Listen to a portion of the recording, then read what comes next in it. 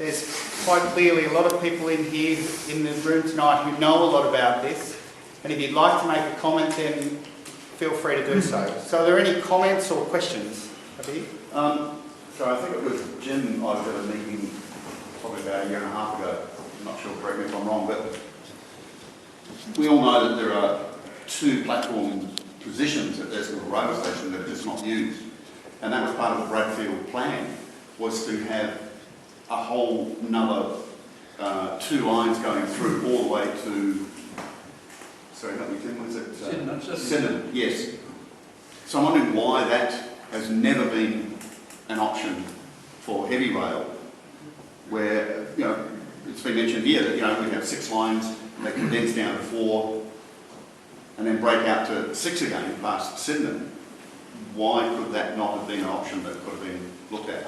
I've been given to understand that there isn't enough spare width to comply with modern occupational health and safety. But, that's what I was told. I don't know whether it's correct. Matt might have something to say.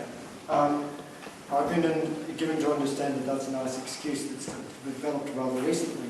It was part of the Railway Clearways Plan.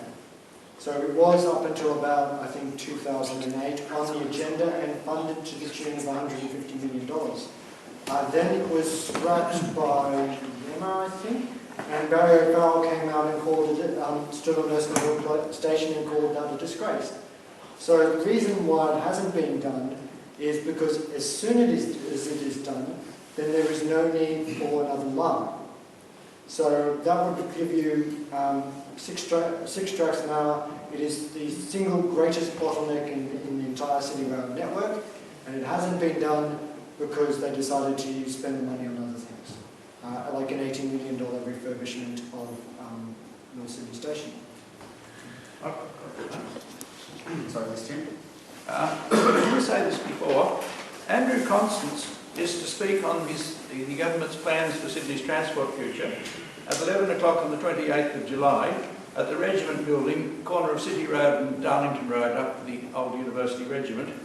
And perhaps if a few of you people went along, you'd have some questions to put to him. He won't get to him any other way. Yeah, that's a rare opportunity to address him, so I'll post that up also on the website. Just over here. So, with Bankstown Line having metro converted, what's the plan? I haven't heard anything about what trains will actually be stopping at St. Peter's. Will it be coming from the East Hills line, or will it be coming from the south, or what trains will actually stop there? So we've been in discussion with Transport for New South Wales. They won't say whether it will be the Illawarra line trains or whether it will be the East Hills Express line trains. Now, in the morning peak, there are 16 trains on the Illawarra line that go through Erskineville, and there are 6 East Hills Express line trains that go through. Already, 15 of the 16 Illawarra line trains are well and truly over 100%, and 4 of the 6 East Hills Express line trains are, I think, around about 130%. So we already know that all of those trains that come through Erskineville Station in the morning peak, the vast bulk of them are already full. And so there's been no statement about what will actually be done. Because one of the reasons that's stated why they've chosen the Bankstown line is that they'll actually increase trains around the city circle, because there's like the West line and it goes out to East Hills. So there's a potential that there'll be more trains coming through, but they also haven't stated that. There's been no statement. Right? Without changing anything or building any more metros or anything, is it possible just to run more trains per hour, or is there some sort of technical obstacle to that? Matt? The technical obstacle is the signalling system was upgraded/downgraded, and in order to get things running nice, the limit is about 20. So if we were to use a European system, like they're going to use on the metro, you would get it running easily at 30. Now, the reason the numbers for the metro versus the numbers for the City Rail look so good for the metro is they're comparing 30 trains an hour and saying that they'll fit more people in it than possible, and comparing it with 20 trains an hour on the City Rail network. So it takes some re-signalling, using radio control. That will give you 30 trains an hour. That's a few 100 million, mainly because it'll take a while to roll out. If they do the metro, going back to the gentleman's question earlier, if they do the metro, there will be more trains coming from the southwest on the East Hills Express. They will have a bit more space on them. However, they may not want to stop them because it will slow down the express journeys to the marginal southwest electorates. Anyone from this side of the room? You have another question or a comment from this side? Over here. Oh yeah, just wonder if speakers could comment on how we can integrate light rail into the heavy rail to make the system more flexible and develop it that way. Okay, so Eco-Transit was created to advocate the new public transport, not just for improving the current one. So one of the things that you may not be aware of in this area is there was actually a light rail just down, was it here? Well, there's one of these streets here, but there used to be a light rail that ran all the way up Abercrombie, past Redfern, into the CBD. And there used to be, of course, one down King Street, all the way to Wallow Creek, one down King Street, all the way to Marrickville. Then, of course, there was a whole network down through Alexandria and Zetland. That is about $20 million a kilometre to build light rail based on Victorian estimates. Not New South Wales, which somehow is $200 million a kilometre, but Victoria is saying we can do it for $20 million a kilometre. So you could easily build a network down George Street, Elizabeth Street, like restore the previous one, McAvoy, and Eco-Transit has suggested then all the way past the airport down the F6 corridor. And you could easily restore the light rail into the King Street and out through the rest of the city in Parramatta Road. The problem with that, though, is that would annoy the NRMA. It would annoy the RMS, which is the most powerful department in the government, behind Treasury, and it would annoy a large chunk of the Liberal Party's donors and their base. So light rail would be a cheap and effective solution. It's about 7,500 people per track, per direction per hour.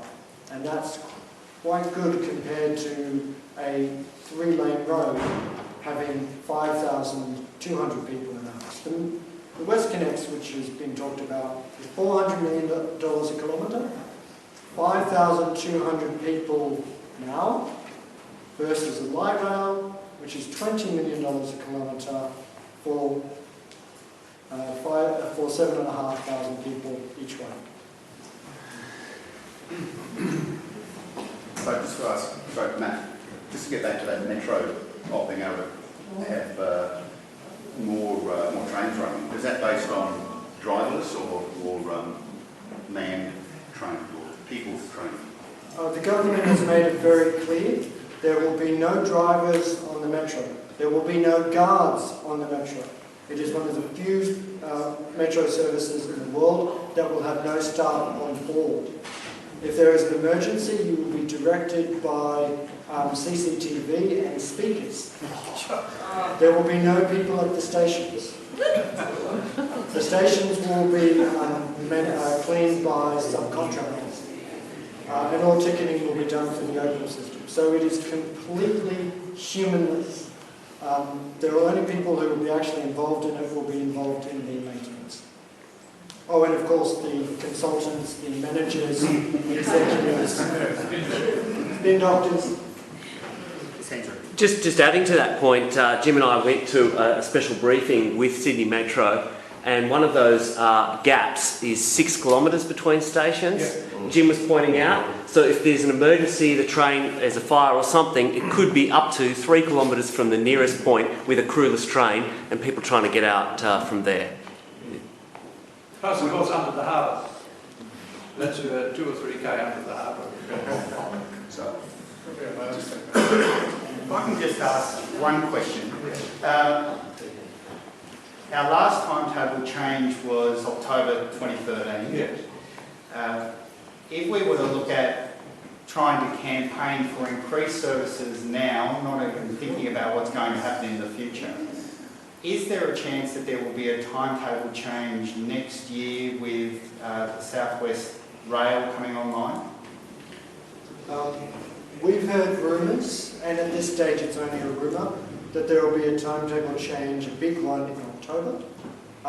We've also heard that that won't be announced early because the last one caused a lot of controversy. So my advice is to continuously campaign for more services, but certainly there will be a big timetable change in 2018. There's several $1 million,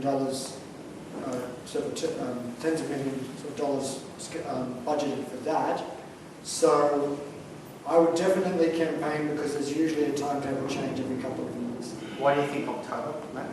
We've heard from inside the industry that it's currently being done now. Can I ask a question about the trends regarding single decker versus double decker?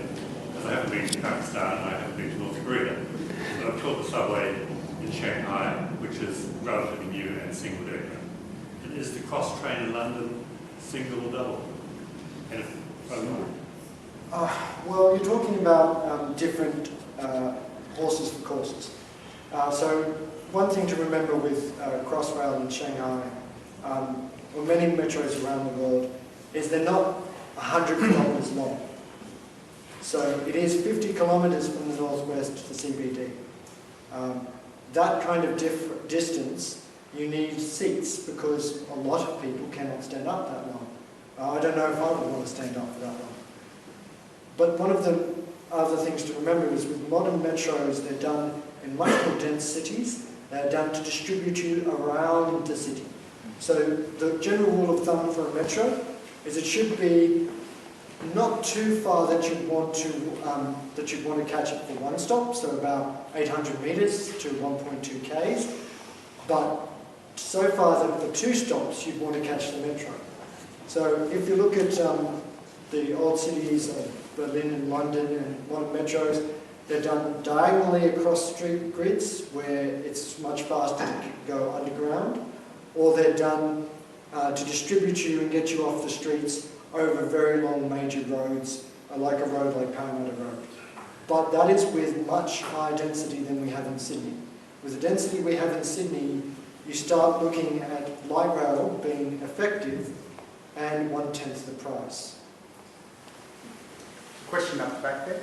Yeah, I think my name's Brett and I worked down at Perth Railway Station over 30 years ago. I picked up cigarette butts, collecting tickets. We're a victim of our address. All the government wanted to do is get trains out of the city, with people on them, out into the suburbs. And unfortunately, we're not a liberal city. So it started when Brian was Premier, when they stopped stopping at Erskine and St Peters on the East Hills line. We go 18 stops, but we'll cut out 5 minutes or 4 minutes by stopping at Erskine and St Peters. They did that. They were happy. They were getting home and getting to work 4 minutes earlier. It's all about the time. You're talking about things that you're talking about in the future. What about now at the moment? We've got a train service that stops from Central.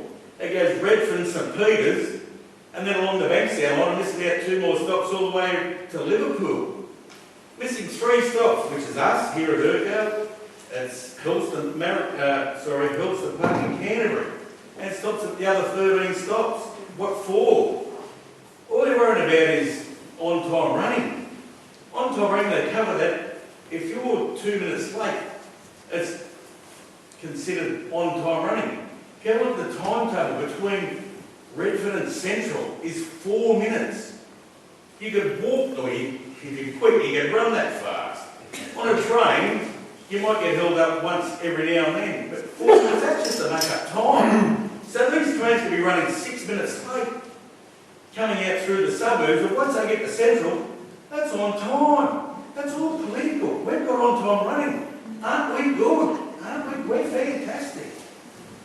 It frustrates me I don't know what it's like going into town, because if I'm on a train, it's 10 or 11 o'clock, but at night time when I stand on Central Station at 5:15 or between 5 and 5:30, stand on the platform and see a train that goes Redfern, St Peters, Sydenham, and then when people open up the doors, people up on them, the train's not even full, and yet there's 50 of us there standing there, waiting another 9 minutes to wait for the Erskineville one to hop on it. Why can't they stop at Erskineville? There's plenty of room for us to hop on. So we wait the 9 minutes, we all hop off, and the train's packed, off we all go, and shake hands. And we put up with this. And you're worried about the future. What about today? What about now?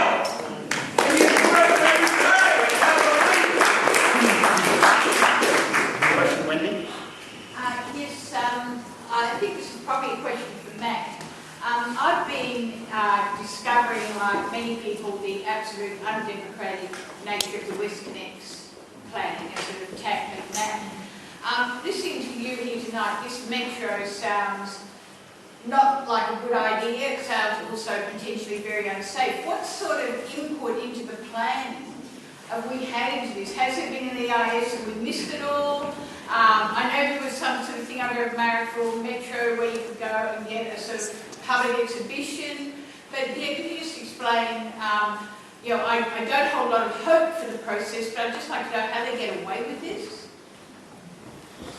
They get away with this because, as the gentleman said, we're not a marginal electorate.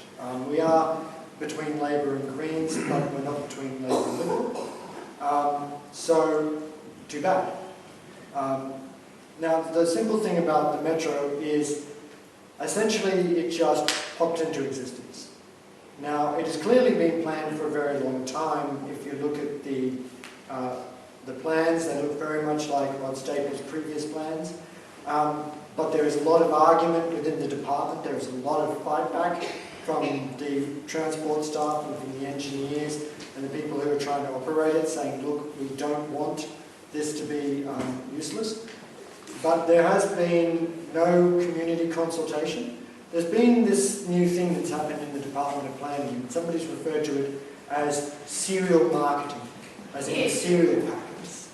So what you've now got is you have the Department of Planning saying, we're doing a consultation on the metropolitan strategy. Tell us what you love about your suburbs. And you go, okay, what's that got to do with planning and density and everything else? And they said, well, we're going to put new urban activation precincts, which are high-rises, 20 stories down at Cogra and Arncliffe. Tell us what you love about Cogra and Arncliffe. So that's the consultation. Not having those high-rises. There's been no consultation on the Metro at the moment. This submission period is the first thing that they've actually done, and it is the start of it. But the other thing to remember is just because the consultation is over doesn't mean the process is finished. The process is not finished until the actual construction is completed. Because what we discovered with Melbourne is that contracts can be signed before an EIS is done. Contracts can be signed to guarantee profits to the construction industry. Literally guaranteeing profits to the construction industry is what the Liberal National Government did down in Victoria. And yet still, an election can change that. So, you may not turn an election here, but one of the things that the power that you have is if there's enough voice within the inner suburbs, you change the way the other people see how they're being treated. Because they're getting screwed. The Bankstown line is going to be closed for a year, to be completely redone for this metro, and that is all safe Labor electorates. And that is then going to have negative flow-on effects throughout the marginal southwest electorates down in Liverpool and out to Cabramatta, Bonnyrigg, and those kind of places. So at the moment, no consultation has properly been done. We've got some submissions that we should do, but we should never stop screaming. And never stop screaming about the fact that your public transport could be better right now, because the member for Kiera, Ryan Park, the shadow transport minister who didn't come tonight, He asked a question in Parliament saying how many trains have been cancelled on the South Coast and Illawarra line. And the Department of Transport said, we don't collect those figures, we collect on-time running figures. And Wendy, just on that issue about the information sessions of Marrickville Metro and the other information sessions that have been taking place around the area, there are submissions due this Friday, the 17th of July. Send through to sydneymetro.info, or if you'd like to just send something through to the Friends of Erskineville, we'll be putting together a submission. We already have your comments from outside, but we welcome anything further that you'd like to send through to us. Two more questions and then we'll need to wrap up. More statement. I'd just like to remind people there's a lot of angry people up the other end of this metro line. I was at a meeting in Beecroft. The local member, Greg Smith, was there, and old Biddy came up and wrestled the microphone off him, or tried to. That's how angry people were. So there's angry people at the other end of the line as well. Hi, I live near McDonaldtown Station. We used to catch the McDonaldtown into the city, but now they've changed the timetable in October 2013, and we went down from 3 services between 8 a.m. and 8:30 to only 2 services. The service is now starting at Homebush rather than Ashfield, so the trains are packed and I've been left on the platform. I now walk to Erskineville, which is slightly better, but not much better. The other reason I decided to walk to Erskineville and take the train from there into the city is because I have serious safety issues in regards to Town Hall Station during the peak. Coming in on platforms 5 and 6. You come in between probably 8 a.m. to 9 a.m. You've got the 2 lines coming in, the Inner West line and also the Southern line. You've got packed trains and you have 3 escalators going up, 1 coming down. Hardly anyone uses the lift. People are backed up. And I'm from the airline industry, so I just sit there going, you know, where is my escape? And look, there is no escape. If there was to be a fire or anything down there, you would have serious issues, deaths. And look, I wrote a letter to the Minister and they wrote me a word back, and I'm going to argue the points that they made, because, you know, if there were casualties down there, it's not because they'd be burnt to a crisp, it's because there's smoke inhalation and there is no vents, there is no way out. If you go down there in the summer, it's hot and sticky and stinky. And, you know, I know because there's some engineers working on Town Hall Station now, and I know there's other tunnels next door. So I don't know why they can't knock out a wall and put at least another platform. I lived in Munich for a few years, so you'd have what they call suburban trains, so not metro trains, and suburban trains are the ones we have. And so you come in and people exit from one side of the train and they enter from the other side. So the train comes in and there's platforms on either side. And it just like, you know, you don't have this squishy trying to get in and then trying to get out. And anyway, and I even suggested, why don't we train people to walk up the escalator so you have 2 rows of people walking up instead of just standing there. Anyway, no, apparently that's a safety issue too. So that's another one of my frustrations, and that's something that needs to be addressed now. Time's against us. Can I just ask one safety issue question? Just 2 more questions just here. Matt, you were saying about the metro trains, and just thinking of someone mentioned up there about the distance between platform or stations at one particular length being 6 k's. Are the metro trains pantographs or are they third rail electrification? Because if you're trying to walk 3 k's and you've got a live rail. Yeah. Okay, so they won't be third live rail on the ground. They'll all be catenary, so they'll all be suspended. They've talked about a walkway as their current thing, but that will be step up and that'll be quite narrow, or step down and quite narrow. And you won't be able to fit wheelchairs or mobility accessible devices on it. So if you're in a wheelchair, you'll be left on the train. The town hall is currently exempt from fire safety regulations because it is a death trap. To put it politely.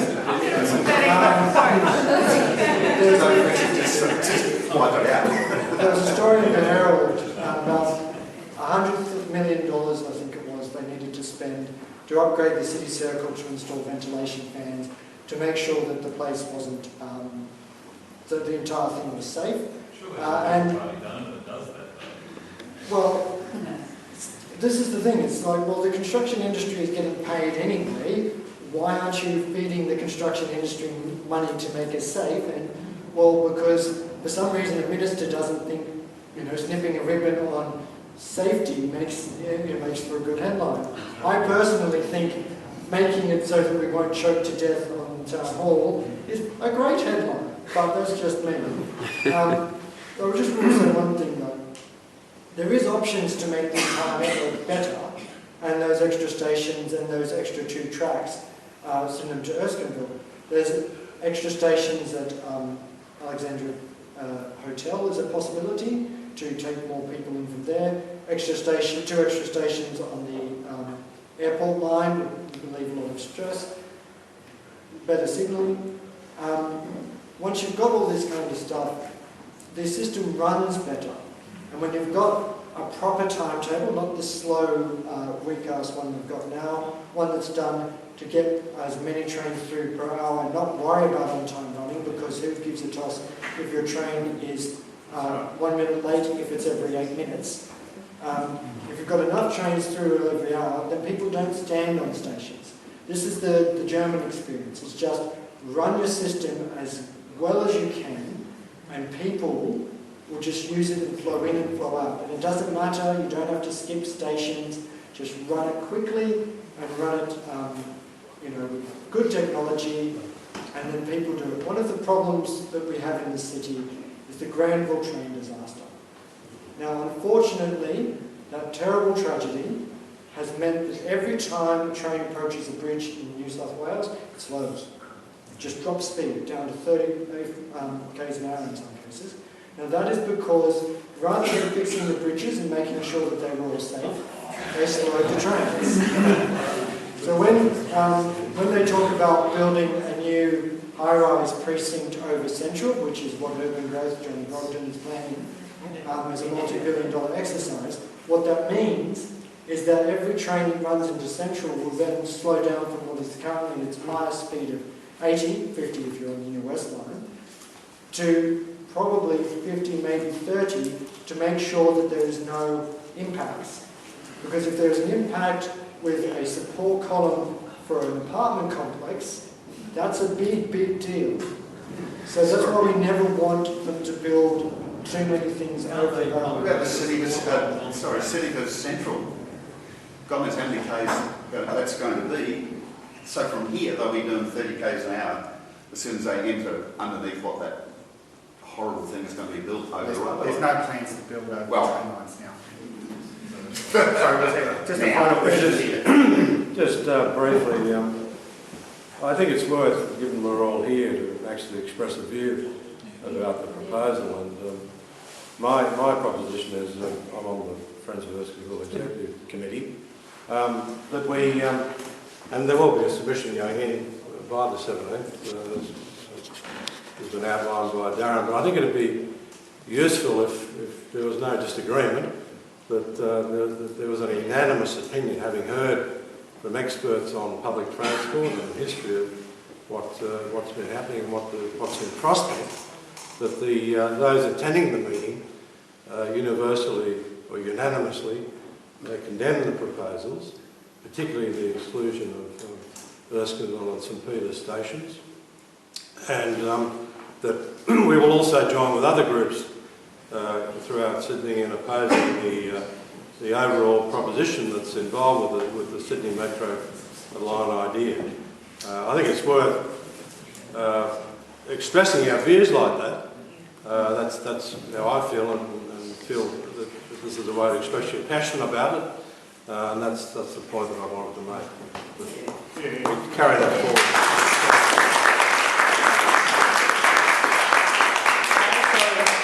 Perhaps if we could just have a show of hands and a bit of a show of voice. All those that are opposed to these